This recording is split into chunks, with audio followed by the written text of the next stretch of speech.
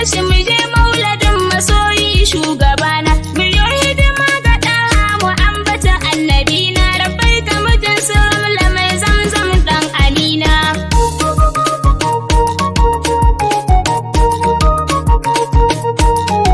Ina kai jinjina tagun mai kyau da kyauta. A ranar litinin ne ya zo mai kyau na tsafta.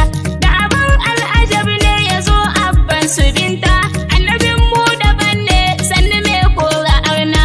Ayyar masoya wajen mauludi ya zo, mu tashi mu yi hidima ga annabi shugabana. Ya kasance cikakke annabi na gwanin kyau. Da kamala halila tabi'an na fitautau. Mara gashi